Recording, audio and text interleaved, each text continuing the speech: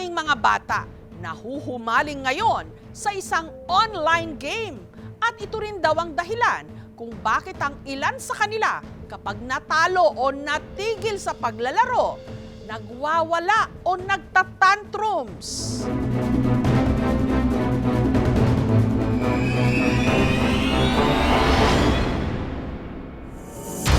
Ang online game na usong-uso pa rin ngayon sa mga bata ang Roblox. Pero ang inakalang simpleng libangan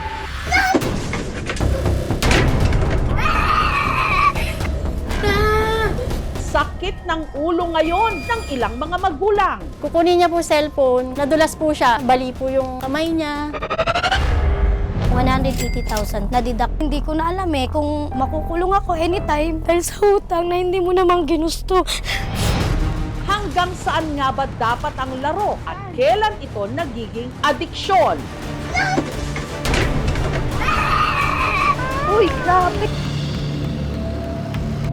Ang anak ni Rose na si Carla, hindi pa rin maawat sa pagkalikot ng kanyang cellphone kahit bali na ang kanyang kamay na nadisgrasya sa paglalaro rin ng mobile game. Nagmamadali po siya makababa. Kukunin niya po cellphone, nadulas po siya. Black eye yung mukha niya, bali po yung kamay niya. Pero yung cellphone po talaga, ma'am, hindi niya binitawan. Binakalan po yung kamay niya. Inabot din po ng 60,000 po. Ang cellphone ni Carla, birthday gift ni Rose sa kanyang anak. Cellphone na po hanggang mga 10 or 11 ng gabi. Addict na po kaka-Roblox. Punta po ako sa garden ko po. Tatanim ko po yung seed. Maghanap po ako ng mga seed. Tatanim ko po siya dito. Pag naglalaro po ako masaya, parang totoo na po yung nangyayari. Masipag po siya dati. Madali po siyang utusan. Kaya lang si wait po siya ngayon. Pagka inutusan mo, marami pong katwiran. Hindi po natatapos yung assignment niya. Wala pong review talaga pag exam. Bumaba po yung ranking niya. Dating top 2 siya. Ngayon top 10 na lang po. Naging mainitin na rin daw ang ulo ng kanyang anak. Uy, grabe! Kinuhaan po siya ng cellphone. Dahil naglalaro siya, nagwala po, inano po niya to. Sinuntok po niya. Kaya ito, sira po yan. Sa lakas po, ginanon po niya. Depensa naman ni Carla, sa paglalaro ng mobile games daw niya, inuubos ang oras niya dahil sa labas, binubuli raw siya. Nasasaktan din po. Kaya po ako naglalaro para po di ko na din po maisip.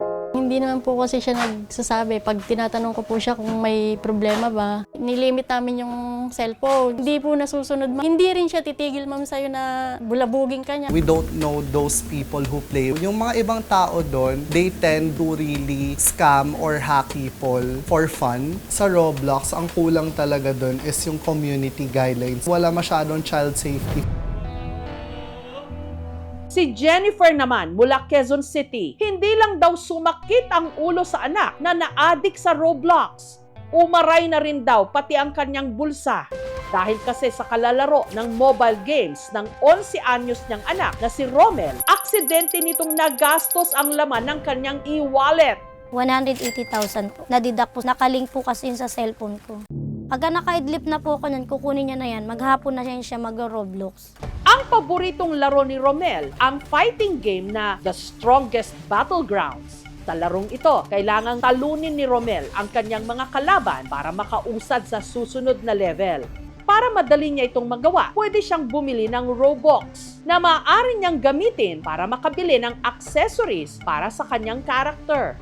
Hanggang sa ang nagastos ni Romel, umabot na ng 180,000 pesos. Akala ko po hindi totoong pera. Yung pera po dun, utang po yun. Hindi pa rin po namin nababayaran. Ngayon po tumubo na 420,000. Hindi ko na alam kung makukulong ako anytime. Dahil sa utang na hindi mo namang ginusto. Mabigat. Sobra. Hindi ko inaasam na aabot ako sa ganitong point na halos mababawan ako sa utang.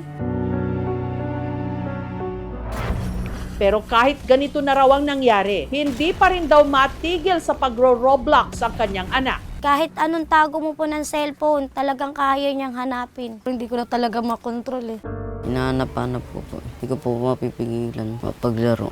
Para matulungan ang mga pamilya sa kanilang problema, sinamahan sila ng aming team sa isang child psychologist. Si Carla, hindi pa ganon kalala pero kinakailangan na ng intervention. Si Romel, posibleng meron na raw mobile game addiction. Ang addiction kasi, ito na yung may mga bagay na gini-give up na niya. Gumagastos para lamang may panglaro. Kinakailangan ma-realize ng bata na mali yung ginawa niya by taking out yung pinakagusto niya. Ano yun? Yung gadget. Kailangan ko rin na hatiin yung oras na bigyan pansin yung mga anak ko, hindi puro na hanap buhay.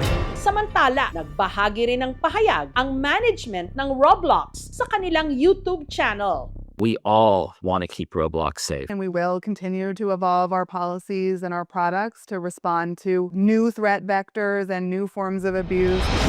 Nakakaalarma na ang mga bata ngayon nagkakaganito dahil hindi na nila makontrol ang paglalaro ng mobile games. Uy, grabe! Matinding pagbabantay ng magulang ang kailangan para maipadama nila sa kanilang mga anak na higit sa anumang level at puntos, pagmamahal at paggabay pa rin ang pinakamahalagang reward.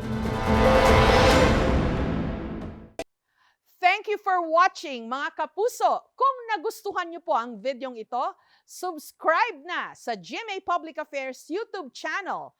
And don't forget to hit the bell button for our latest updates.